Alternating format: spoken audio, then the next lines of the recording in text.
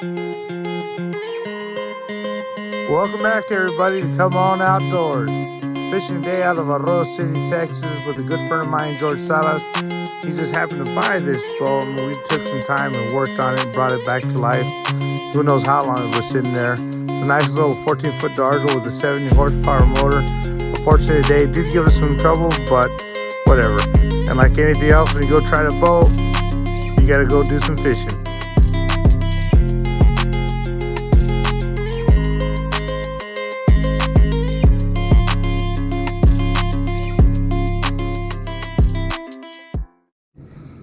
Colorado te ha puesto.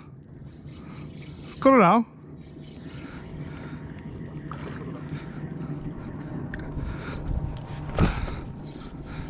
¿Es tamaño?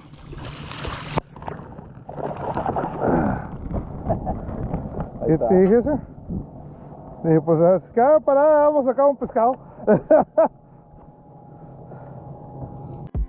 Well, because we were trying out this boat, one of the things that we ran into is we couldn't just run wherever we wanted to. We wanted to fish this area called the Saucer down here. It's in between Port Mansell and Arroyo City. We just wanted to be a little bit safer, be in sight of all the other boats, just in case we couldn't get this boat to turn back on. We're trying it out. It hasn't ran in forever. So today we're able to target this 2 to 3 foot depth of water. We use the AM Fishing TX Ruger Shark and the Purple Haze were the top lures of the day. And of course today we're using an 1/8 of an ounce jig head. Just really working that bottom real nice and easy. If you pay attention to this video right now and the rest of the video throughout it, you're going to see the type of place we're fishing in. It's mostly this grass, and then those lighter spots is the sand spots. And I like to target those areas just because it's some type of structure out there. That's really the only structure we have on our base system, is the transition between the grass and the sand or drop offs. But for right now, we're in this grass and sand type situation. Usually what happens, or what I think that happens, is that the predator fish will either hang out in the grass and wait for the bait fish to go across that sand, or they'll cruise around hitting those sand spots to catch anything that's coming across those sand spots coming out of the grass.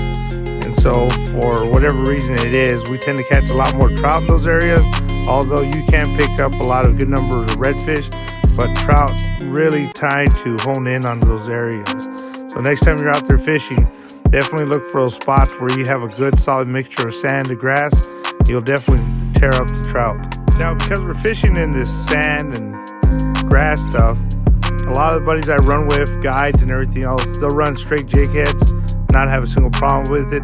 The only thing is they got to worry about keeping that bait off the bottom, because it will get fouled up with grass, and then you catch some nice sea salads out there. Me personally, I'd rather run with a weedless hook, so I'm fishing, of course, the PS Tackle 1/8 of an ounce weedless jig head, and I'm able to go ahead and just run that lure on the bottom and don't have to worry about getting grassed up like most folks do. Now don't get me wrong, a weedless hook is not 100% weedless. It does get messed up with grass and everything else, but the reason why a lot of the guys don't run with a weedless hook, they rather use a regular jig head, is because they feel like that weedless hook doesn't allow them to catch all the fish that bite their lure. Whatever it is, it's preference, I guess. Some of the guys have that stigma because that weedless hook doesn't allow that barb or that hook to be sticking out the whole time, and so it's kind of hidden, so the fish actually has to squeeze down on that hook to go ahead and get hooked.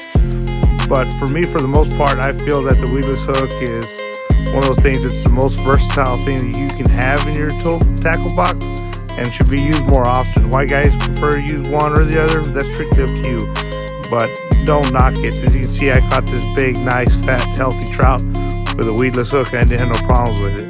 So don't be intimidated by it just because you can't see that hook. And I'll do another video later on, and I'll talk about the different types of weedless hooks, because they're not all the same.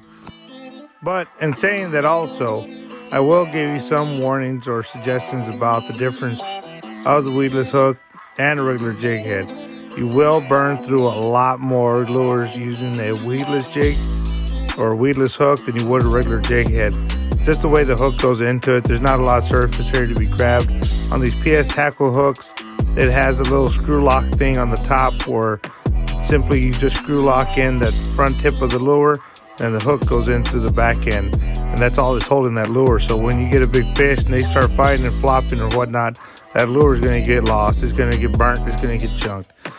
Same thing goes for a regular weedless hook. Like if you're going to do a Texas rig or a Carolina rig, same thing you would do for freshwater. Since that hook goes into the very tip of that lure, it comes out underneath it and then gets rehooked again, those fish tear up them lures quick compared to a regular jig head. Now on a regular jig head though, you will lose some lures because of short strikes, things like that, but it's not going to be in the same numbers as you are with the weedless. But hey, you know, if you're catching fish, you're going to be burning lures, so it don't matter. But those are the big differences to me when it comes to a weedless jig head or a weedless hook to a regular jig head. Coloraditos, sir. Ahí está tu cena, sir. Oye, así da. Oye, y como a las 2 semanas miraba que la meta igual que los... Mira, coloradito, coloradito. That's a rare, that's a gold guy right there, you know?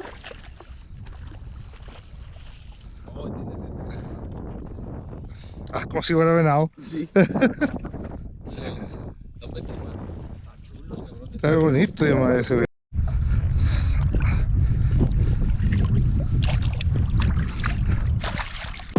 Well, that's it, folks. We're headed on back home. Thank you, PS Tackle and Hook, Line, Sinker, for, of course, supporting my wonderful bad habit of fishing.